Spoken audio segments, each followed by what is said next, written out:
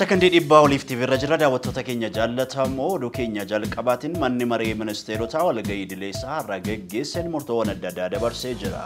Manni maree ministeerotaa walgahii idileessaa 32ffaa geggeesse kanaan murtoowwan adda addaa dabarsuun eeramee jira.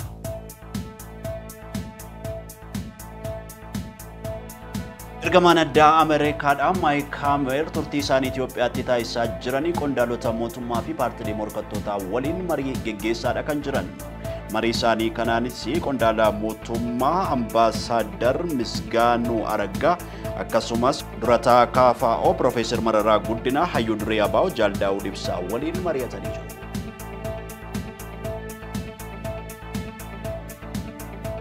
Manni maree walitti hidhamiinsa dhaabbilee barnoota olaanoo teeknikaa fi ogummaa dhaabbilee qorannoof indaastiriiwwanii hundaa'ee jira. Manni maree walitti hidhamiinsa biyyaalessaa kun kaleessaa waltajjii ministeera barnootaatti geggeeffameen hundaa'uun eeramee jira. Ministeerri ministeera barnootaa Profeesar Biraanuu Naggaa immoo walitti qabaa koree kanaa ta'uun filatamanii jiru.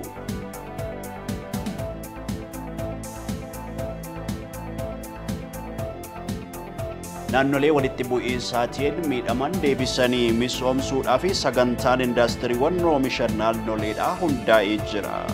Sagantichi dinagdee naannawaa walitti bu'iinsi ture deebisanii ijaaruuf kan dandeessisu ta'uun eeramee jira.